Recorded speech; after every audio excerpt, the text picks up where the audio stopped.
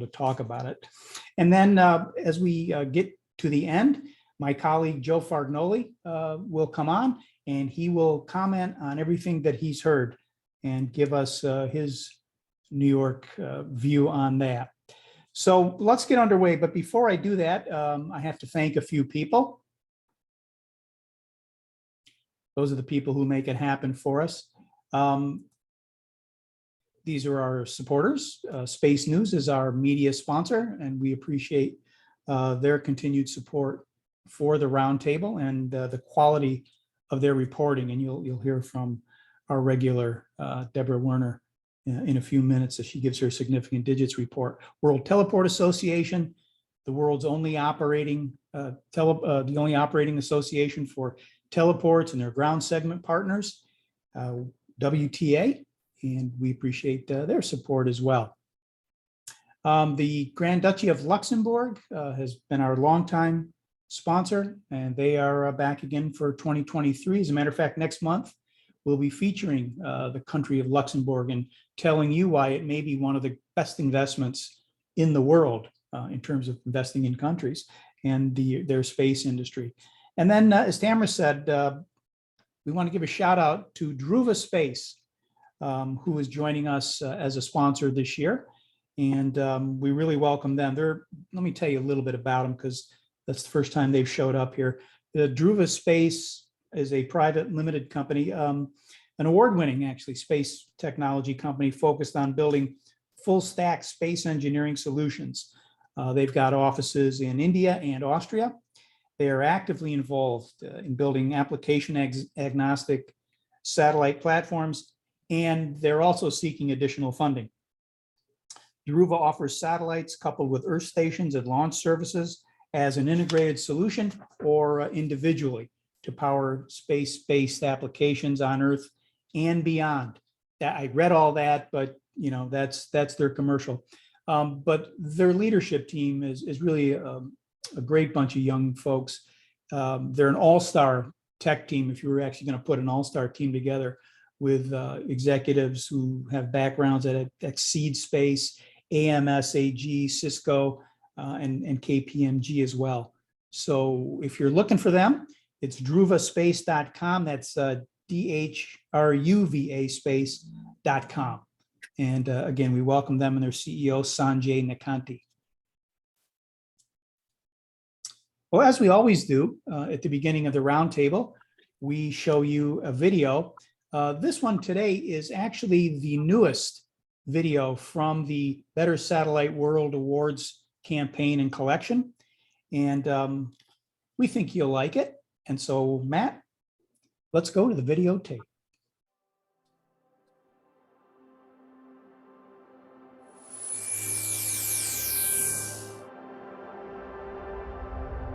On the banks of the Amazon River in Ecuador lies a village called Puerto Salazar. Though small, the village does have a school, and one day Francisco Lecuy arrived to be its teacher. He was still one semester short of completing his university studies. It looked like he might not get the chance because the village had no internet access. Then a friend told him about something called HughesNet, which could bring him the internet by satellite. He arranged an installation. Soon, he was finishing his final semester online and introducing students to the educational wealth of the World Wide Web. For the 8 billion people on planet Earth, in rich countries and poor, education is the key to a good life. In the world's rich nations, the average high school student who drops out before graduating will earn less than half what a college or university graduate makes. The gap is even bigger in emerging economies. In Peru, a high school graduate makes only 1/3 the income of a graduate from university. But without access to the internet, a quality education is hard to come by. In Latin America, broadband reaches only half as many subscribers as it does in North America and Europe. That gap denies students the education they need for today's jobs and robs businesses of the skilled people their success should depend on. Companies like Hughes are doing something about it, connecting millions of people to the internet with satellite. And remote villages are not the only place falling into the broadband gap. Callao is Peru's chief seaport and airport. It borders Lima, the nation's capital. But none of its 11 high schools had internet access. Frustrated parents bought prepaid cell phones just so their children could go online. HughesNet service installed at each school changed everything. The schools downloaded educational content to their computers, and students and staff connected to it through Wi-Fi.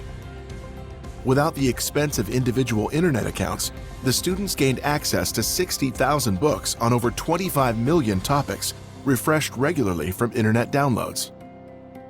The same story is playing out in Mexico, Brazil, Chile, and Peru.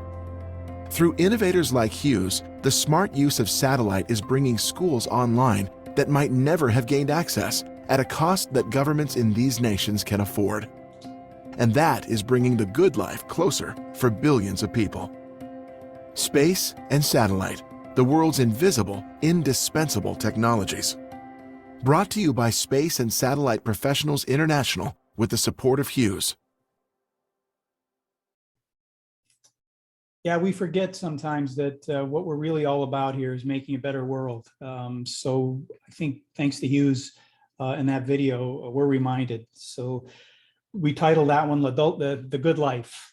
The Italians call it La Dolce Vita. Well, that's one version of it. And we're hoping that more of the world can enjoy the good life. And thanks to satellite and broadband, we're bridging gaps left and right.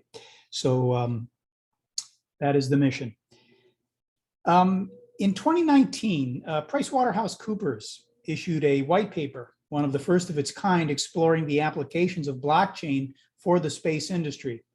The paper was a comprehensive overview of the technology and the use cases in 5 areas of the space industry, ranging from financing to supply chain management.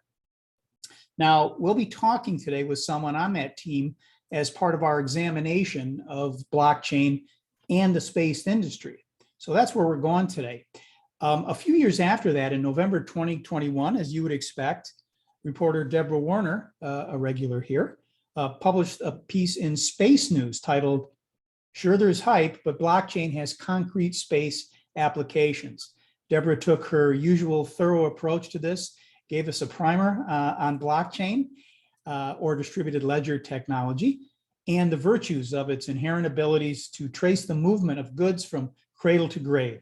She actually referred to today's other guest, a Singapore startup called SpaceChain, in that piece. So as usual, she was way ahead of the curve. We expect that from Deborah.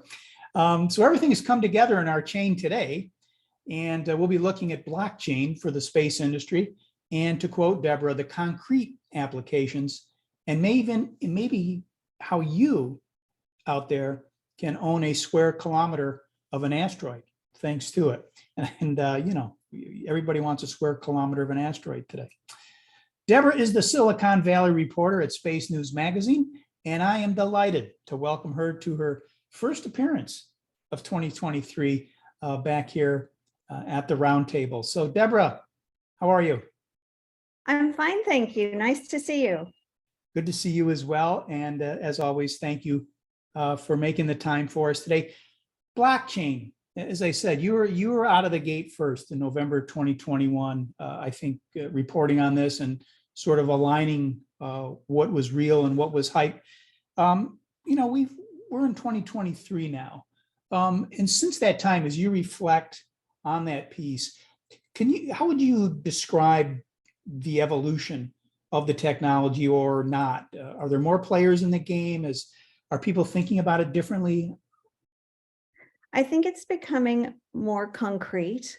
There are a lot of companies testing blockchain for, or using in supply chain management. It's absolutely being used so that companies can share information without connecting their computers and sharing everything. They can see what they need to see based on their supply relationship. Companies like Zage Security and Spider Oak are also using it for cybersecurity. And it's becoming much better understood than it was a couple of years ago.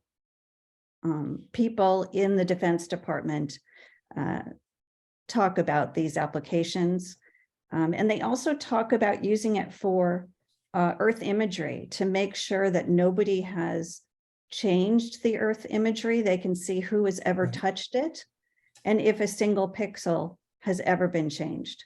So they can trust what they're looking at, because we know you can modify imagery. Right, right.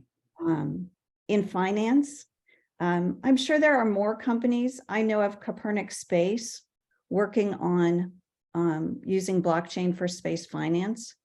And startups have popped up saying, would you like to help sponsor our satellite or your own trip to the moon by buying this NFT? I'm not sure how seriously I take some of those. Yeah. You had mentioned in the article, and I don't know if you're still sort of tracking them or you recall this, but there was a company called Lunar Outpost out in Colorado. They were preparing to send a small robotic rover to I think the lunar South Pole. How did that venture go? I think I would Intuitive like to go Machines. back. Yeah. I'm going to find out. I wonder if they were able to make the money they needed to help finance it, because I know they were also looking for traditional financing. Right, right. Have you, I mean, there's the obvious benefits of blockchain, and we'll talk more about it, are the transparency, the ability to sort of democratize the financing. Have you seen, since you wrote your article, since the PwC white paper came out, have you seen more confidence in the technology, more innovations as well around it? I've definitely seen more confidence and more innovation, but I've never seen anything like statistics on how much money it's making or how many companies are involved in it. I feel like it's still a nascent sector, but there's fascination at this intersection of space and blockchain. And one of the reasons I got interested in it was because the Aerospace Corporation was taking it seriously. Mm-hmm. And to me, that's an indication that it's real. Right. When bigger companies take it seriously. So when Deborah Warner puts her journalistic antennae up, what concerns you if you were looking for sort of an underside or a dark side or maybe a warning to, again, people sitting out there with ventures or looking at the technology for investment purposes? Where would you say, I'd like to know more about this? Well, I think it's always, you just have to understand what people are talking about, because it's not one big bowl of the same stuff. There are concrete applications, and then there are the various digital currencies and digital artwork that I'm more skeptical about. I guess that's what I would say. Digital artwork. Yeah. Okay. Yes, because when you said something about buying a piece of an asteroid, yeah, what comes to mind for me is buying an NFT, a non-fungible token, a picture of the asteroid. Right. Yeah. No, I was thinking more like Green Acres, by that farm out there with probably the incumbent risk is the question I was asking. Okay. Yeah, just a quick question. I want to ask you about SmallSat. Of course, that was out in your neighborhood, out in Menlo Park. I was supposed to be out there, but I actually broke my foot and I couldn't travel. I was supposed to moderate the launch panel, but I have to ask, from everything I've heard, it was a terrifically attended event. Was there anything out there that sort of stirred your curiosity for reporting? Yes, as I go back and listen to the panels, there were many interesting conversations about finance. And even though companies in the space sector, startups raised less money in 2022 than in 2021, there are companies making a lot of money, especially in that launch, in the ground segment panel. People talked about doubling revenues, record revenues. There is huge demand for launch and for ground services. Yeah. Yeah, and I'm sorry I missed the 5 new launch companies panel, but we've heard that as well. But that's a good insight. Deborah, what are you working on now? What's coming next that we need to look out for and we need to read? I want to learn more about these ground segment issues. The rockets and the satellites are flashy and fun, but there was a lot brought up during the ground segment panels and antenna panels that seem important, because obviously we can't do any of this without communicating it back to Earth. Yeah, it's really interesting. I was reading about what we know about the Diffie organization, right, where fundamentally out in space, everything is fine in terms of the digital platform, but it's getting closer to the antenna. It's not there yet. It's not developed. So it may be even prohibiting innovations. At least that's what we hear, but we'll look to you to confirm whether that's true or not. Okay. Hey, Deborah, thanks so much for making the time for us. And we'll see you next month, or the month after next, I guess. We got Jason next month, right? Thank you. It's my pleasure. Great to see you. And for those of you who haven't read her November 15th, 2021 article, Sure There's Hype, but Blockchain Has Concrete Space Applications. It is kind of a go-to article for people who are starting to go down this path. Deborah, thanks again, and thanks to Space News for allowing us to have you. Sure. Okay, so that's our significant digits view today from Deborah. And again, we can't thank her enough. Let's go to our panel. I want to introduce our colleagues today. As I said, we've got a really good group. I guess 2 is not a group. We've got a good couple here. Tim Ford is the manager for enterprise strategy and value with PricewaterhouseCoopers. That's Tim on the right.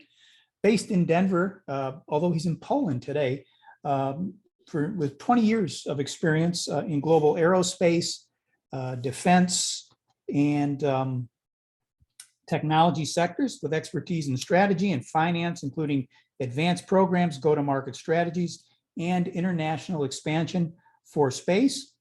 A very distinguished career prior to that. He was with an AI ML startup focused on space applications, so he knows of what he speaks. Tim supports clients in a range of space-related activities, including supply chain negotiations and developing national space economies, which is really a fascinating area that we're exploring here as well. Tim has his degree in diplomacy, but he doesn't have to be nice today, from the London School of Economics, and received his MBA from the University of Central Florida. As I mentioned, he's in Poland today, but we're delighted to have him here. Tim, welcome to the New York Space Business Roundtable. Thanks, it's great to be here.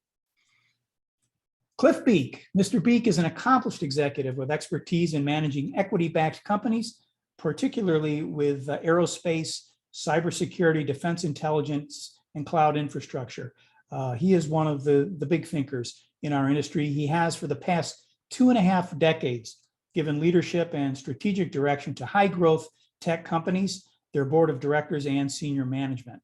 Today, he serves as CEO of SpaceChain, the company that Deborah wrote about, developing the world's first decentralized blockchain platform distributed across LEO satellite infrastructure. For people who aren't familiar with LEO, it means low Earth orbit satellites.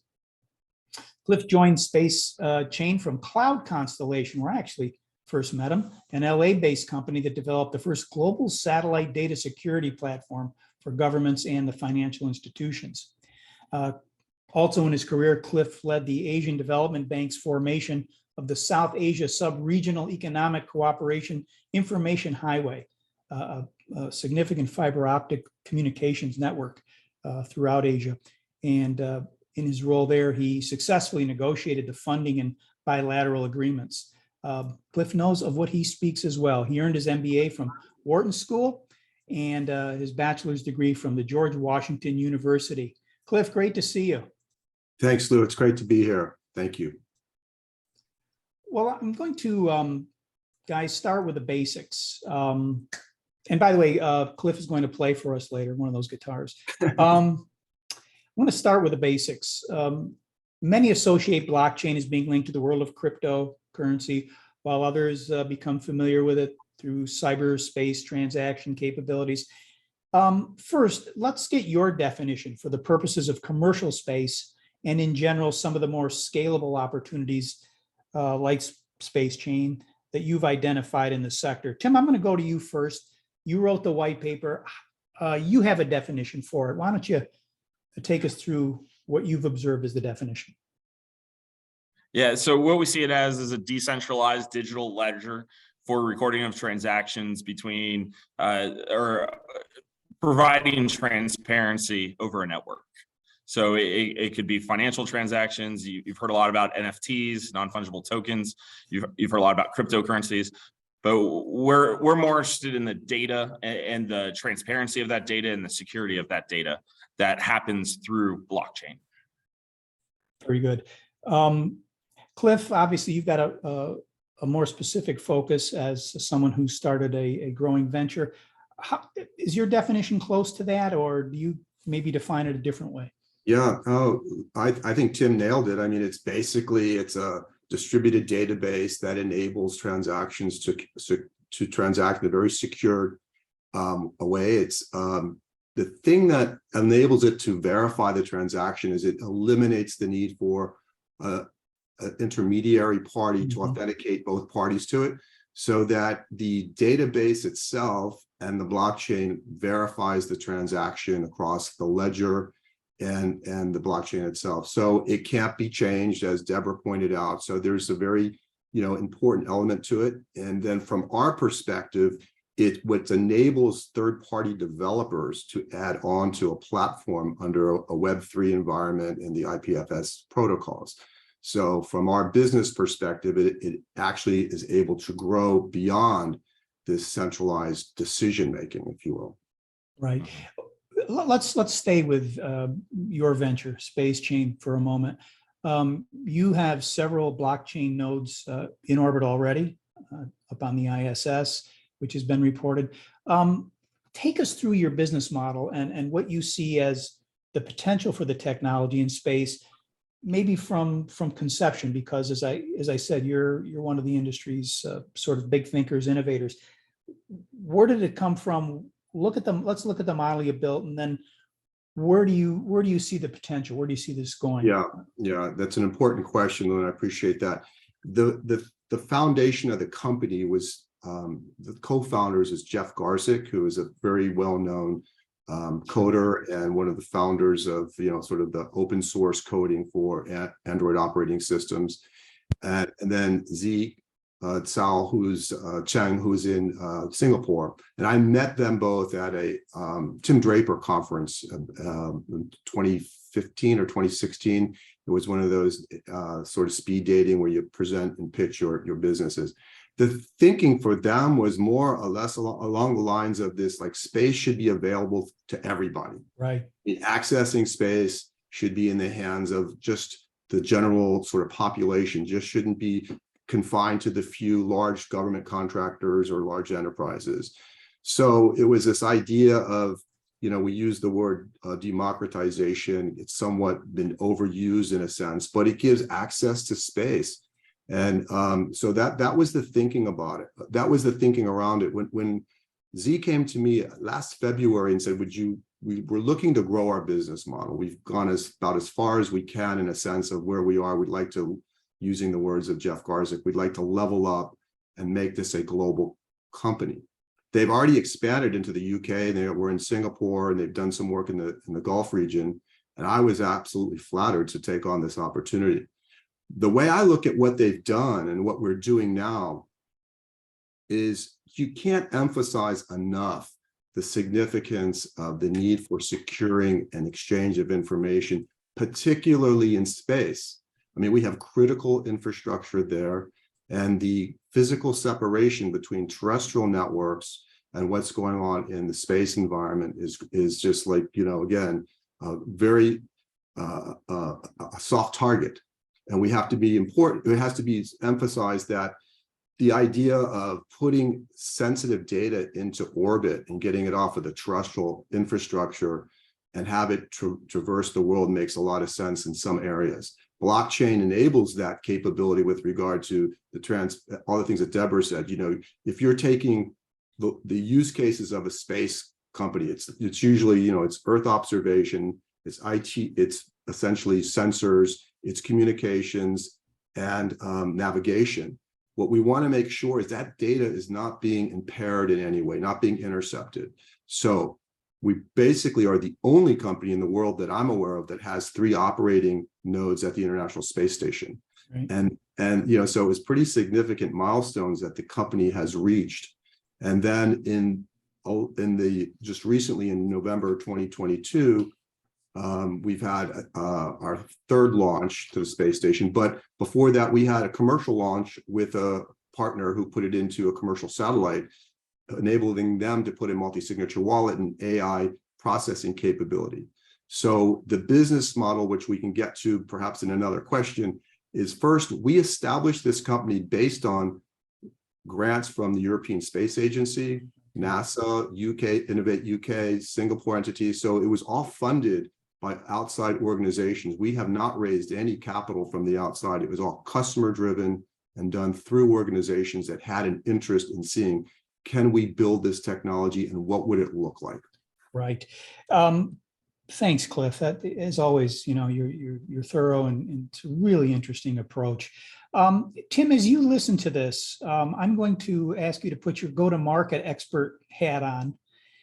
And I don't know how familiar you are with Cliff and his venture with SpaceChain in particular. How does that sound to you as a go-to-market strategy? Is it a good one? Are there better ones, or are there other ones that you see? And let's take it from there. Okay. Yeah. The way I look at go-to-market is where have we been, or where did it get started with blockchain and space? Where are we today? And what does the future look like? So when I look at companies like SpaceChain and other go-to-market strategies, the history of blockchain and space started back in 2019 when we put together this white paper and looking at those applications.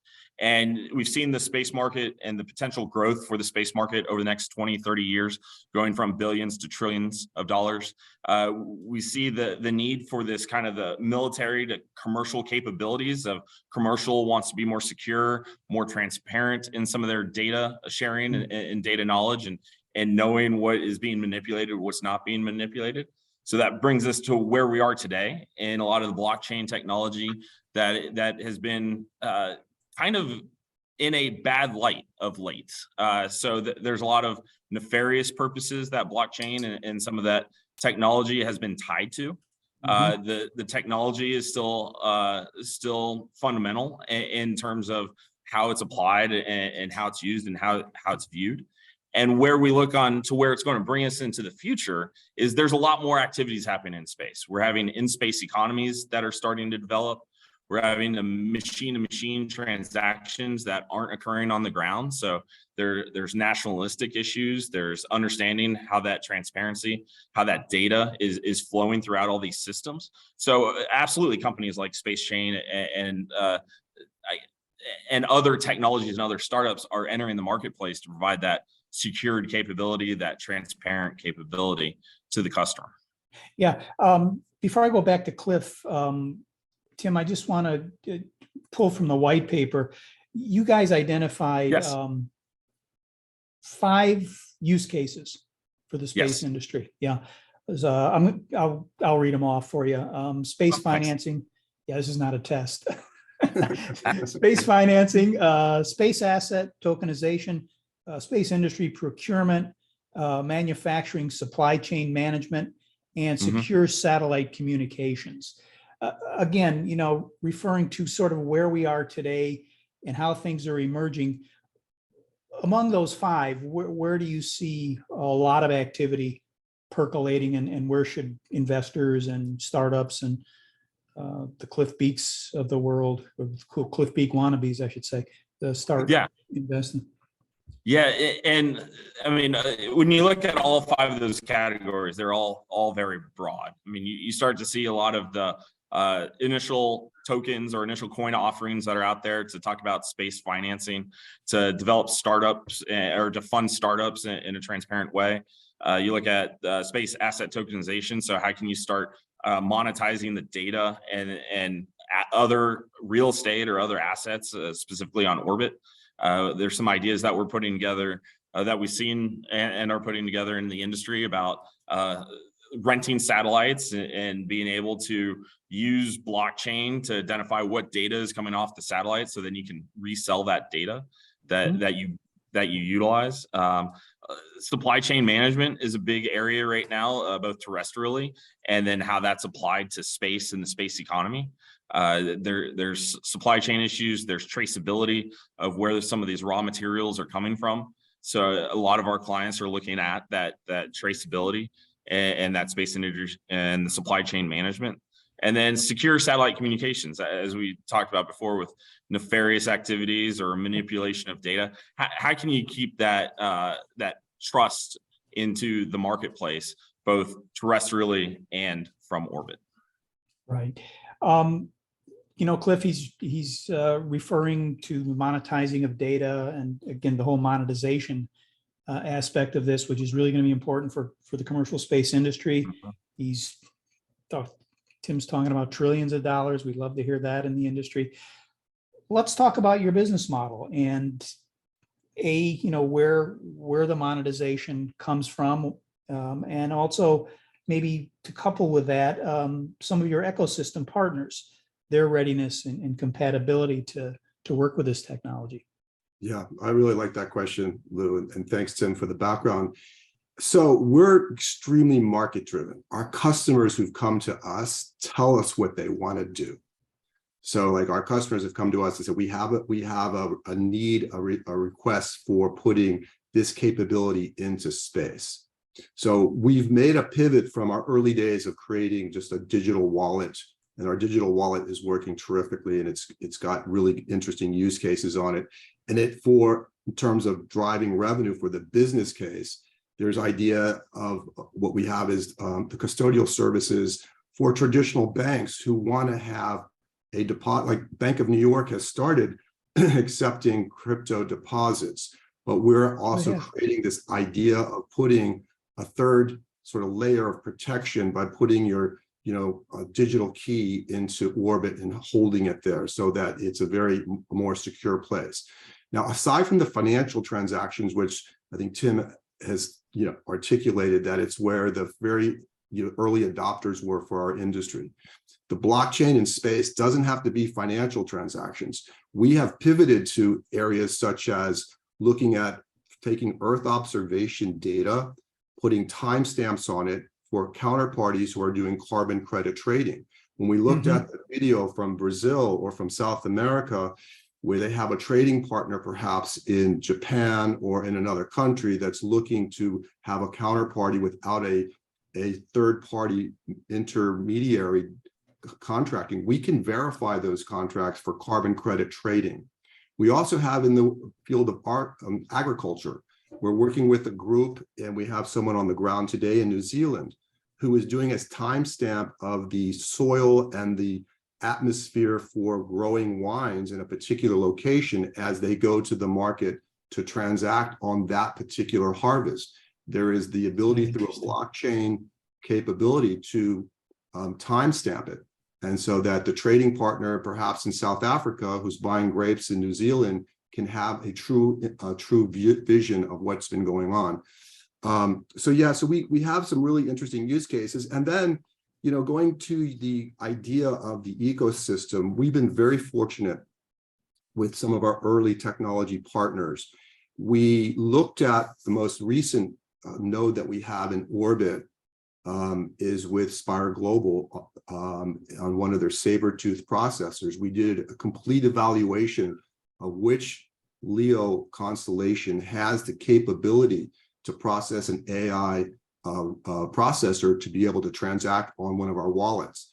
We chose Global Spire because of that capability. They had some adjacent value inside of that, Earth observation satellite that we identified and went to them and became, a customer of theirs to put up one of our customers' requirement for it's a VLOS blockchain wallet.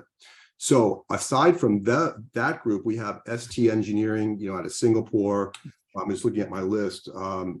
First of all, NanoRacks, who was one of very instrumental in helping us with the logistics of getting. Jeff Mamber, right, is involved. Yes, yeah. Jeff was key to our organization's success at NASA. getting 3 operational nodes as payloads that are at the International Space Station, a Bitcoin, Ethereum, and a VLOS. I don't know any company in the world that has accomplished that. And those weren't like financed by, outside investors. We have not raised any outside capital. It's all been provided by our customers who want to have this, so it's validating to us that the market itself is financing our development, which is a good thing to have. Absolutely. Go ahead. And then we have we're working now with some chip manufacturers who want to put getting on the trend for mobile handset use with protocols that interact with satellite services and getting off of the incumbent network operators. We were seeing this with Apple. We're seeing, not us personally, but we're seeing the industry with Apple and Globalstar, and also what we're seeing with others, Qualcomm and Iridium. But we've seen this also with the Tensor G2 processor that we're beginning to have conversations with. And again, the conversations that we have are the market coming to us, asking us, could we put this processor into a space node that enables them to conduct their business? So with that level of, sort of closeness to the market, we think that the concerns that, people have, well, what's the next phase and where is it going? We let the market tell us where they want to go, and we build it. Yeah. And, as you just described it, the market is getting to be quite frothy and looking for the opportunity, someone to fulfill the opportunities that they see. Exactly. Right? The Globalstar is a great example of what they just did with Apple. Exactly. And everybody's talking about that kind of connection now from satellite to device. Tim, I saw you were nodding your head and making notes. And so I wanted you, it sounded like you wanted to either agree violently with Cliff or comment further on it. And as you do, maybe you can talk a little bit about the AI component of this. Maybe elaborate on what he was saying there. Yeah, absolutely. One area that really resonated with what Cliff was talking about is we're looking at this ESG problem, environment, social, and governance factors within corporations today. And how does space play a role in that? And what really resonated was the carbon credit and trading aspect of it. So how do you go out there and use Earth observation data, use blockchain technology to start looking at an ESG type of problem, especially on the environment side? And then how do you set up transparent markets and systems to go out there and look at the ESG topic? So I was really resonating with that. Thanks, Cliff. Yeah, I was also, quietly, hopefully, but the better satellite world concept, what he described, for example, in New Zealand, it doesn't seem like a big deal with a winery, right? But that creates a level of transparency and confidence. And when you apply that across the board to other aspects of agriculture and then start applying it to climate change issues, we can really accelerate the ability to solve problems and monetize the ability to solve problems in our industry. I could get very excited about that, Cliff, unless I'm going off a cliff here. No pun intended. No, it's good. But I so it goes to other partners. That we have as well. We have a group called World Food Chain that is trying to eliminate the waste that occurs during the shipment of agriculture to the market, like any type of harvest. It goes through a distributorship, and then it could sit in a particular location for days, weeks, and it doesn't get to where it needs to get to. So this capability of putting this into a blockchain technology in space that provides quick global transaction services enables us to speed up that supply chain issue for agriculture in general, mostly for food supply chain. So there's some really great application. It seemed to have started, like with the financial markets, which are very important, and where the transactions were going. But we have made a pivot, and we again are looking for the ways in which we can improve life on Earth by putting things into orbit and helping to speed up, our quality of life. Yeah, and Yeah. spreading across multiple verticals. Tim, go ahead. I know you have. Yeah, more to add to and that. that's what I really enjoyed about, especially with my AI and machine learning aspect the last couple of years, is how that big data plays into this mix of looking at space as just another node in terms of this infrastructure that is out there, and how you can pull forward a lot of the terrestrial networks into the space architecture and vice versa. You look at real-time data processing, going back to the monetization of space data, and then lastly, that data security. And there's all AI and machine learning levers that factor into each of those quote unquote missions. And then also from a comms perspective of how can you use AI and machine learning and in aspects like data propagation to increase the bandwidth that you can, I guess, harvest from that satellite to increase communications and downlink and uplinks. Going back to what we were talking about with Deborah on some of those ground station comments, and how that market's really taking off. Yeah. So. And we also see those down and uplinks, those double hopping creates, vulnerabilities. So we would like to see what we're working on. And when I'd mentioned like the Tensor G2 chip, is we would like to see the processing take place in orbit so that we eliminate that distance between space and Earth for decision making, and also to prevent the vulnerabilities of opening the surface for unauthorized access to that. So if we can get the processing in space, and the trade-offs are size, weight, and power, and we never seem to have enough size, weight, and power to manage like the larger processors in space. So part of our mission is to try to find those, going back to your other question, Lou, about what's our vendors look like, are they ready for this, is look for which low Earth orbit satellite service provider and manufacturer has some built-in capability. And then we look to see how can we maximize it as the industry starts to catch up, because it's very difficult to put, heavy processing in space. We don't have the power to do it. It's especially in the smaller CubeSat satellites that we're putting into orbit. And then we have to do is technical refresh every 6 or 7 years. So our mission from our side is to find the satellite service provider that's putting this capability into space, and then we just will upload and attach to that payload our capability. And I just want to tell you that our developers are just phenomenal. We've got some pretty interesting developers who've done some great stuff in terms of collecting data from Earth observation satellites to be that central point or portal to be able to get access to, not just to like end users, but anybody who is a university student who wants to get access to information. We're trying to really open this up to distribute this, to make space available to anyone else. So if you own a token, for example, a utility token, it's not just to speculate necessarily on are you going to get rich from it. Use that token to buy a service from us, from a space token that we have. So it's kind of that type of approach to our business model as well. Yeah, another example of the democratization of the technology. Yeah, exactly. Boy, I know there's a lot of chatting going on there, questions and so forth. I've got two items I still want to cover with you guys, but Tamara, Deborah Warner, thank you. I see you're answering questions in the chat here that people have.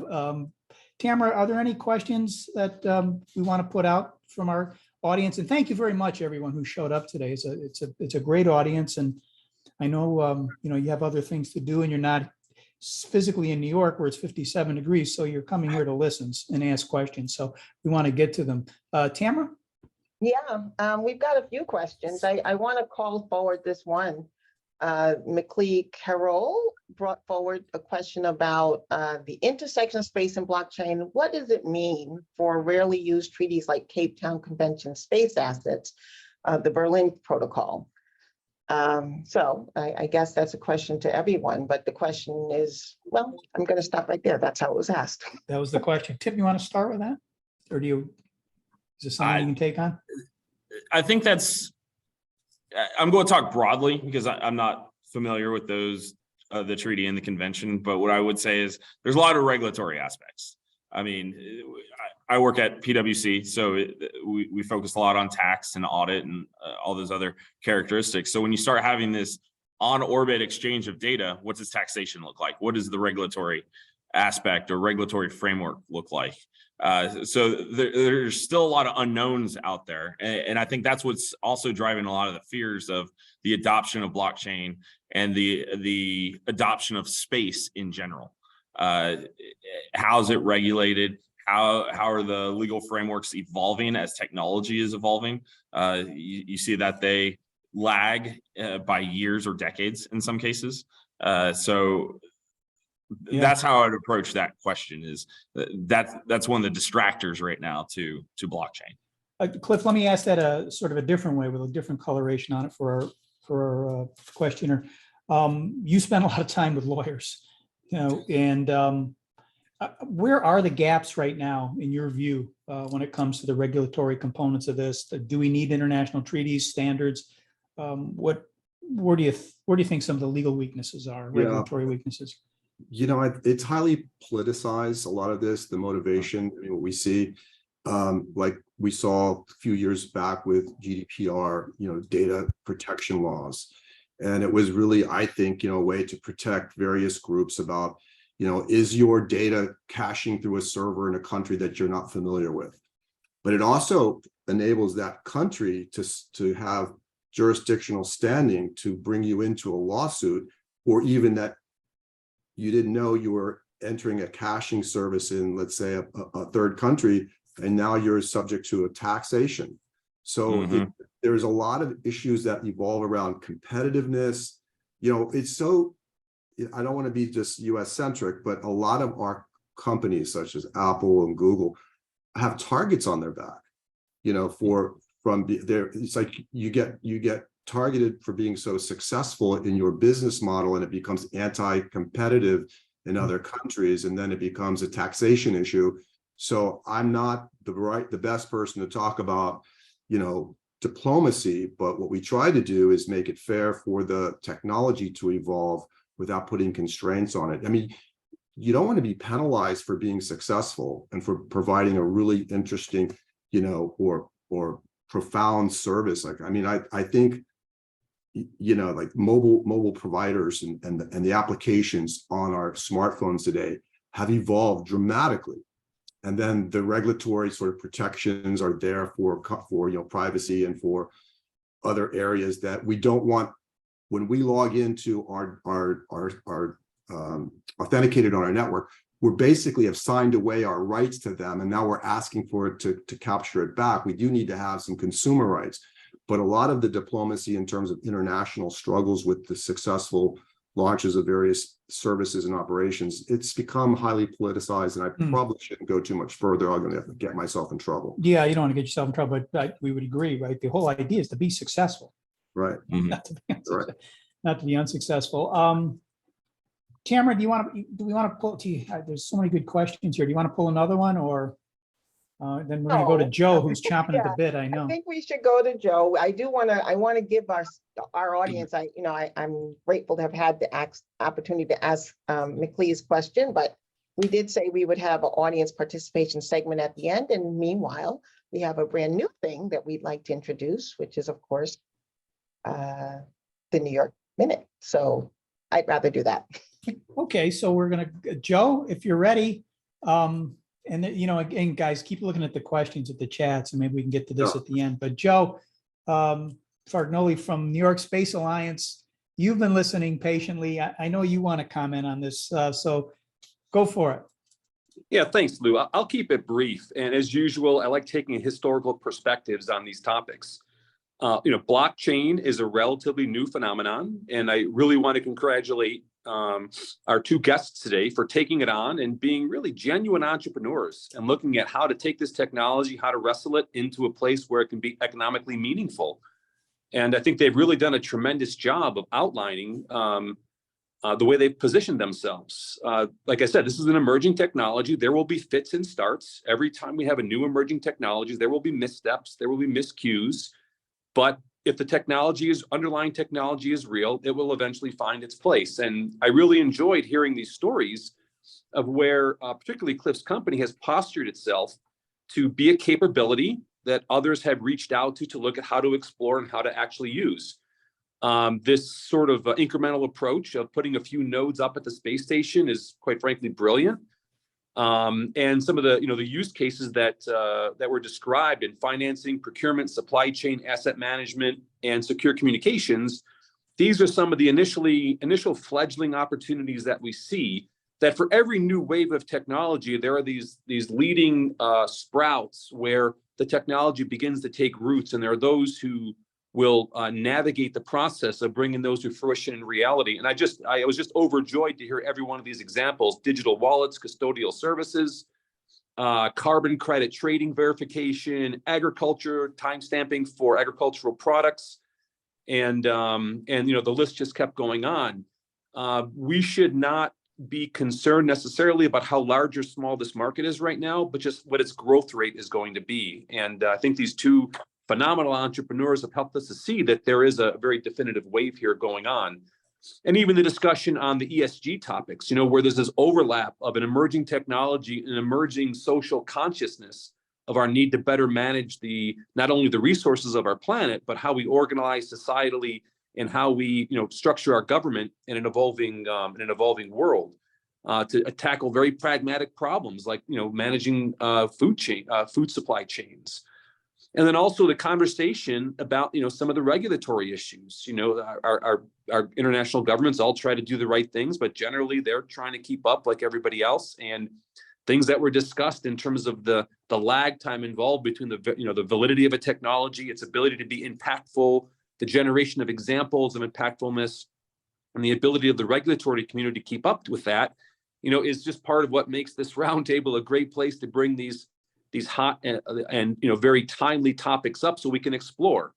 It's great to read articles about what's happened in the past. That's fantastic. But I really feel like with our two guests today, we were at the bleeding edge of looking at, what is the area where blockchain and space and AI and ML come together and create a new era of where space can be used as a platform to further promote prosperity and peace and advance our civilization. So I think it was really a very, very meaningful conversation. I really appreciate our guests joining us today.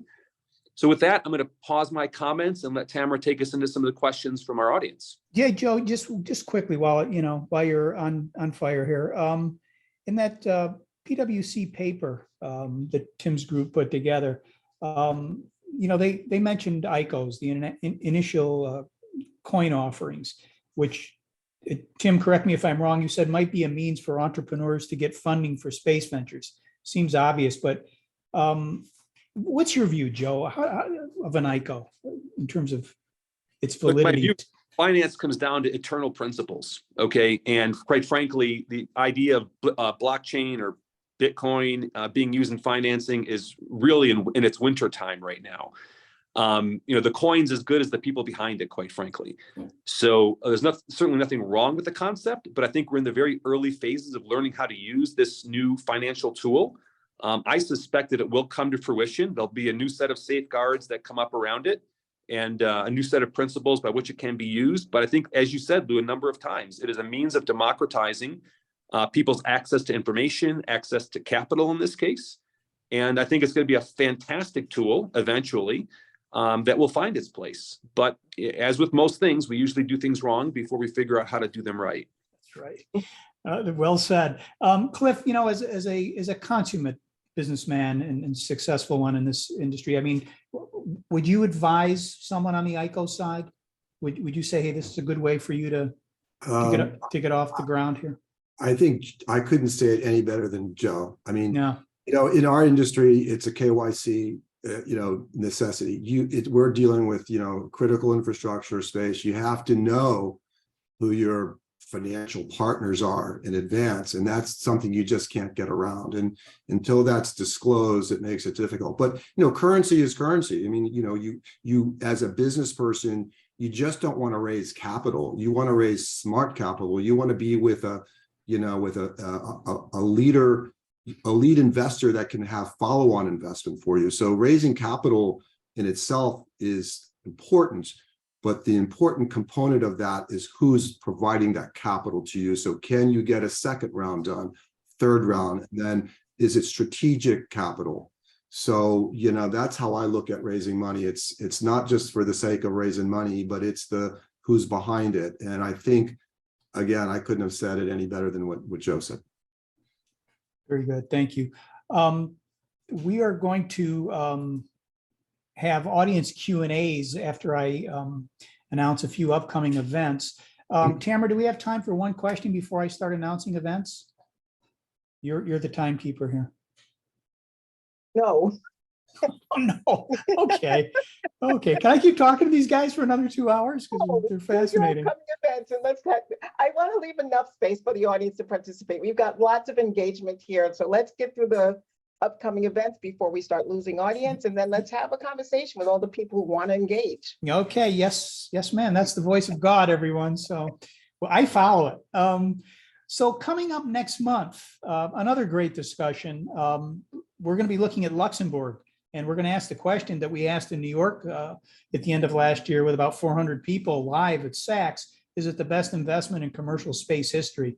So we'll have people from the Luxembourg space agencies, we'll have the investment community, and we'll have companies who have are doing business there. So we're really looking forward to that conversation, and that's March 15th, same time, same table.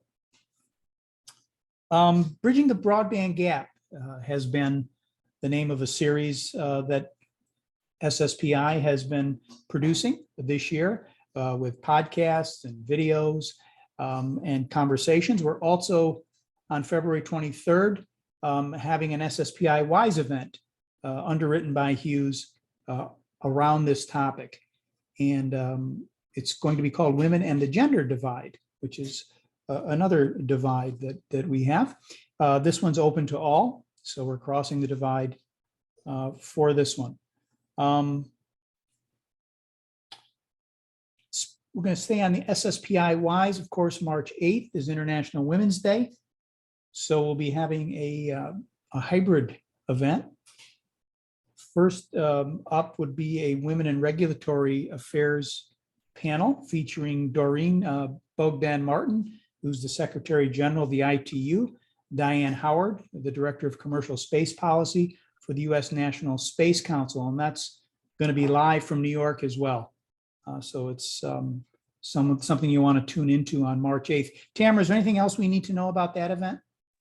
Yeah, You're moderating that.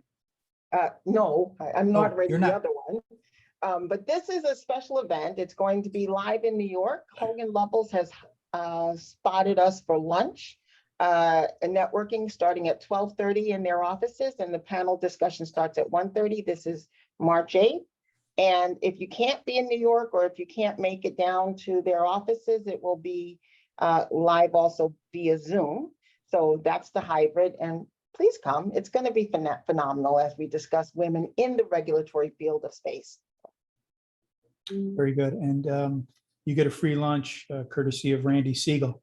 So when that happens, you have to show up, and it'll just be a great conversation. Speaking of green and the things that, again, our industry is doing to make the world a better place, World Teleport Association has just released a new report called How Green is My Teleport? And we give guidance to the ground segment about the greening of the teleport, and again, how to manage teleports for energy consumption purposes and much more. That is free to World Teleport Association members. Everybody else has to pay for it. So the idea here is to become a World Teleport Association member, worldteleport.org, or contact me and I'll put you in touch with Randall Barney, who runs the World Teleport Association. That's a great report. There's a whole series of reports that have come out there. And, we encourage you guys to take a look at them because it's certainly related to the ground segment, which we've given some emphasis to today. Do more with SSPI. We've got my podcast every Monday, The Better Satellite World. And right now we're going through the digital divide topic. And we encourage you to tune into that one. We also have our Space Business Qualified course. We've just released another series on that. So if you are an HR manager, or if you're part of a growing company, running a growing company, and you want your people to know about the business of space, the history of space, and to be more space business qualified, take that course. You can start off for free on that by going to spacebq.org and taking the course. Is it spacebq.org or spacebq.com? It went right out of my head. Well, try them both. One of them will hit for you. But the introductory course is free, and it's just a fantastic course, even a refresher for those of you who've been in the industry a long time. And there's a certification that comes with it. This was designed by, it is .org. This was designed by SatProf, Global VSAT Forum, and SSPI. So it is something that goes in depth, but again, you can take it at your own pace online. So SBQ, Space Business Qualified. And if you are looking to go to London, book your flight now, book your table, book your ticket, because on December 4th of this year, we'll again be back in London for the Better Satellite World Awards dinner. And if you've never been to that one, we really encourage you to take that one up. That is the most festive event in the industry that you'll have. It's a couple of weeks before Christmas, but the British really know how to do the holidays. And I would encourage you to join us there. We have a lot of fun.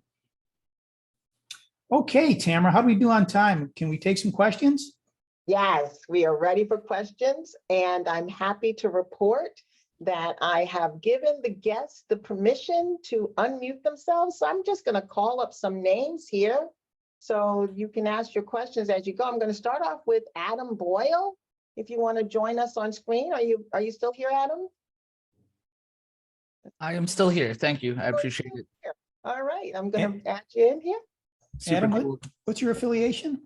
I'm working on a DAO dedicated to decentralizing space. So you guys are speaking my language. You guys are all heroes. So it's just cool to be in the same room as you guys. Specifically, I had a question around radiation in space. And I know there's Deborah, she responded with there's a lot of great technology to protect information from radiation and the integrity of data. Do you guys see any sort of route where blockchain and just the integrity of data in general, where blockchain can help from a protection against radiation point of view? Just curious if that's been thought about at all, or if you've heard of such a thing. Adam, is that directed at anyone, or should I pick someone? Either or, both of them would be great. Just curious if you've heard or if it makes any sense at all. Tim, you want to start answering Adam's questions? Thank you for that question. Yeah, and this is speaking back to a previous life. So we looked at data degradation from the AI and machine learning perspective, and yeah, that I wouldn't say that is a forefront of risk in terms of data stability or data security, but that is one thing that is on top of mind. But I don't know how much of a progress we've made towards that data integrity. I personally don't see it as an issue. Cliff, anything to add? Yeah, I would agree. It really depends also where you're located in space. I mean, if you're in MEO versus like LEO, there's some rough neighborhoods, but there's technology partners out there that have really good capability. And I noticed one of the guests here from Raymond Space. I mean, they have a capability where they have space hardened processors that can facilitate it. So I don't see it. I agree with Tim. I don't see it as a reason not to do it. There's plenty of space hardened capability in space for transmission and for processing. Thank you, guys. I just thought it would be such a wonderful backdoor to putting blockchain in every satellite, but we'll get there another way. Thank you. Yeah. Good thought. Tamara, anything else? Anybody Absolutely. Chris Solrich, do you want to join and say anything, or were you just giving us a heads up about our friends at Copernic Space? Oh, just giving a heads up today. No immediate questions. Actually, let me think. I did have a question when it comes to blockchain technology and sending data between the satellites. So let's take a use case like remote sensing. So how does this work also from a a legal and regulatory perspective. So if these remote sensing satellites are capturing images of locations that may, either be sensitive locations or contain information that the public necessarily shouldn't have access to. If that information flow is through a blockchain, is there a way to, again, prevent access to that information? And how does that work with sort of, again, like the public availability of data and having everyone be able to access information regardless? Like, are there still safeguards that can be put in place there? That's a great question, Chris. Thanks. Cliff, Space Belt and SpaceChain together might have an answer for that. Yeah, it's, you have to be extremely careful. There are sensitive, this is a very timely topic, but having any kind of capability below a certain amount of resolution for the civilian world, you have to be careful. And as a service provider, we would be very, very cautious and reluctant to provide too much information about what's happening at certain areas. But I mean, the quick answer is you have to be in compliant with the national sovereignty of these countries that you're getting information from. So your legal team will definitely know what those are, but there are restrictions. So there are only military grade capability that are lenses that will enable you. Telescopic lenses is the word I'm looking for, will enable you to get to a certain level, but that's not available to the most civilian commercial satellite operation. So if you're capturing data with at the tolerances that are acceptable for like forestation and areas that are accepted in the market, you're fine. But there are definite risks associated with providing that service, and in some countries they even require you to shut off your image capture when you're going over certain areas. It's required. Tim, that national sovereignty issue, right? I mean, we're seeing more and more of that now. It's creating real issues for a lot of diplomatic relationships. Yeah, balloons notwithstanding, but Tim, national sovereignty issues, that's some territory you've tread. Yeah, and you've seen that both terrestrially and non-terrestrially. I mean, cloud computing was a big issue back in 2009, 2010, looking at the data ownership of and sovereignty concerns there. So it's one of those, again, where technology is outpacing regulation. So how do governments respond to that? Yeah. Great question. We'll probably be talking about that in the roundtable going forward. Tamara, who else? Who's next? Well, let's see. I have here, I'm gonna call his name. Let's see if I can get his name correctly. Josiah Domalajan. Am I saying that right? Josiah, are you still here? Yes, I'm still here. I'm Josiah Dumalagan from the Philippines right now. Oh, and welcome. I'm asking if there's any exchange that had been listed to this project. Did you guys hear that? I'm not sure I heard the question, but Josiah, could you repeat that, please? There's a exchange for this project or exchange platform in order to invest. Okay, exchange platform for investment. Cliff? I'm not aware of, I mean, I'm sure there's plenty of investors that would be looking at ways in which you can make an investment through an exchange. I think the DAOs are one example that I've heard of here, but companies like ours have to be very careful where the investment comes from. So you referenced an exchange, and I'm not sure if exchanges have a product for investment into space. And so an exchange, for the most part, has a fiduciary responsibility, perhaps not to make investments that we've seen others have tanked because of it. But I'm not sure if I understand the question is that if there's a way for individual investors to make an investment in space assets. I'm not aware of any, but I'm sure there are funds that you could take a look at who do make space investments. But Does that- sorry, go Yeah. ahead. No, I was just saying, we'll turn it over to Tim as well, but does that answer your question? Is that the general Yes. direction? Thank Okay. you for the Yeah. So from my perspective, I haven't seen any specific exchanges to date, rather than just the commercial marketplace of the providers that are offering data.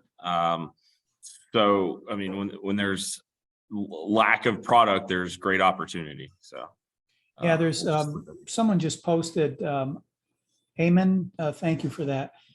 Check out Bitrex and MetaMask to invest in SpaceChain. Oh, to invest in SpaceChain. Okay, so there you go. Oh, thanks for that shout out. But I'm not aware of any. But you know, I think you just have to do your due diligence too before you make any investment as an individual. So know what you're investing in, and I have to be careful as any type of forward, you know, sort of looking statements that we would make, because we do have a token. Our token is not necessarily for investing in SpaceChain. It's really a utility token that enables you to get access to space and access to the services that we have, but it's not geared for, you know, speculative kinds of things. Yeah. Under the guise of this disclosure. So. Right. Hey, Cliff, that's good advice, even if you're buying a lemonade stand, isn't it? Yeah. So I mean, for sure, for whatever, you know, we have to, you know, like we see a lot of interesting things. I mean, if you go to the Air and Space Museum, people wanted moon rocks in the beginning. That was like the analog how to own a piece of space. You go and buy a moon rock, and then you say, I've got this wonderful thing. There's been a big push for having individuals access the space industry by making investments in a DAO or something like that, or like the one that we talked about was a lucky draw. I think there was someone who was actually participated in one of the ride shares going up in space. But you just have to, as Lou pointed out, you just have to be very conservative in your viewpoints and how you make investments. Absolutely. Tamara, thanks, Cliff. Tamara, one more question. Can we get one in? I'll ask on behalf of someone who's no longer here. Mr. James Hackney wants to know, who are your biggest competitors? I think this is for Cliff. How does supply chain logistics with blockchain differ from any other area? So, well, I'm gonna put on my commercial marketing hat right now and say we don't have competitors. Right. We're gonna ask Tim about that. Right. I don't know of anyone in this world that has 3 operating nodes at the International Space Station. I don't know and we have security certificates that go along with that to be able to be there. I don't know of anyone who's managed to put a operating node that we have for a wallet on a Spire Global Sabertooth processor. So, I mean, I'm pounding my chest a little bit here, but you know, obviously, as a business person, we're always looking at the competition, and we invite it because competitors push us, and competitors validate the market. So we hope there'll be competition. We look for it. There's plenty of groups out there that are looking to do similar things. But what our mission is to go beyond what our current achievements are, to begin looking at the next phase of our business model, which is in the handset device and mobile communications, by putting that node into the handsets of the individual user and not just necessarily putting them into space. So I'll end it there. Yeah. Tim, anybody else doing what he's doing out there? I see it a little differently, and I'm probably going to sidestep that question, so I apologize. But I see the biggest competitor is technology and time. Because I used to say the biggest issue of getting to space is actually getting to space, but a lot of the time lately is actually getting to the launch pad.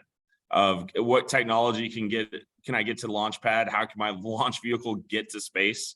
What kind of ride share agreements do I have to go into? So I think that's the biggest competitor to adoption, is the technology adoption, the time adoption of being able to get those assets to space and utilized. Yeah, the infrastructure, right? You know, the enabling infrastructure. Guys, we're out of time. I see a bunch more questions there. Carol, you've been asking a question. Send Tamara an email. She'll put her email in chat, and then we'll forward it off to the guys. And we'll get those questions answered for you. We really appreciate your engagement here. Cliff, Beek, Tim Ford, thanks so much Thank you. for making the time. This Pleasure. was fascinating. It was great to be here. Thank you. We learned so much. Joe Fargnoli, as always, thank you for joining me here to ask the tough questions and to make the comments. Much appreciated, and we appreciate the New York Space Alliance. Tamara Bond-Williams, who runs the show, the pilot of the ship. Thanks, Tamara, for putting this together, especially a week after you came from the Jerusalem tour. So you didn't have a lot of time to do this, but it worked out beautifully. So thank you. Matt Owen, behind the scenes, running the show, and it ran smoothly. We appreciate you. Luxembourg Trade and Investment Office in New York, we appreciate your support, as we do with World Teleport Association. Druva Space, welcome. We hope you have a good experience here at the Roundtable. How can you not with guys like this? And Space News Magazine, our media partner. We appreciate everything you do to communicate the value of this conversation and others. We'll be back next month, March 15th. Is it March 15th, Tamara? Are we moving it for satellite? We moved it to the week after, so next month and next month only. We will be on the 4th Wednesday of March instead of the 3rd. And that's, of course, because the satellite show will be happening the week that we normally are here. So please mark your calendars. Instead of the 3rd Wednesday of the month, we will be on the 4th Wednesday of the month. And we look forward to seeing you then. Yeah, that's the 22nd. That was a setup question, but it's the only time this year we'll do that. So again, thank you everybody for showing up, for your interest, and at the end of the day, for doing all that you do to make this a great industry. And remember, let's go out and make it a better satellite world. See you next month. Take care, everybody. Take care. Thank you. Thanks, guys. Thank you.